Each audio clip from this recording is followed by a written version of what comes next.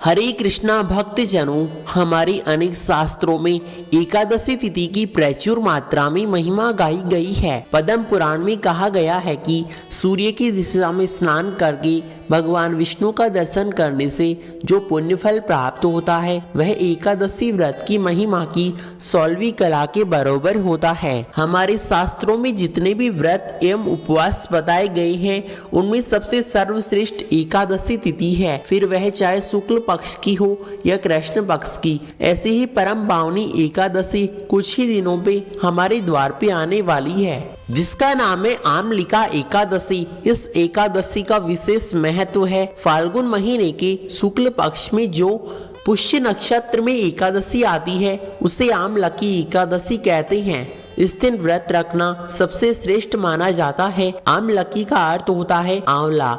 आंवले की प्रत्येक शाखा में भगवान विष्णु यानी श्री हरि का वास होता है। आंवले को शास्त्रों में उसी प्रकार श्रेष्ठ माना गया है जैसे नदियों में गंगा और भगवानों में भगवान श्री हरि यानी विष्णु जी। विष्णु जी ने जब सृष्टि की रचना की तो उन्हें ब्रह्मा जी को जीवन दान दिया, साथ ही उसी समय उन्होंने आंवले के वृक्ष को जन्म दिया।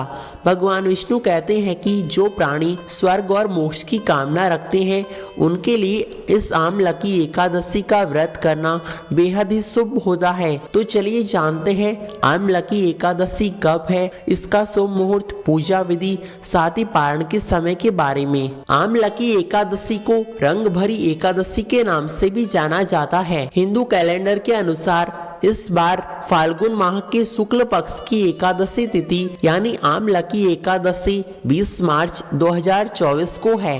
साथ ही इसका शुभ समय 12:51 से शुरू होगा। इस तिथि का समापन 21 मार्च को 2:22 दोपहर में होगा। आमलकी एकादशी के दिन सूर्योदय के बाद आप भगवान श्री हरि की पूजा कर सकते हैं। इसका पारण का समय 21 मार्च दिन गुरुवार को होगा, साथ ही हरिवासर 8:58 के बाद। अब जानते हैं आमलकी एकादशी का विशेष महत्व क्यों है। आमलकी एकादशी के दिन भगवान विष्णु और आंवले की वृक्ष की पूजा होती है। भोग में श्री हरि को आंवला अर्पित करते हैं। भगवान विष्णु ने आंवले को देव वृक्ष बताया था क्योंकि उनमें सभी देवी देवताओं का वास होता है। जो आमलकी एकादशी व्रत रखकर आंवले के पेड़ की पूजा करते हैं उसके समस्त पाप और कष्ट दूर होते हैं, साथ ही उसे मोक्ष की प्राप्ति होती है। फ्रेंड्स, हमारे द्वारा दी गई जानकारी आपको कैसी लगी कमेंट में अवश्य बतावें।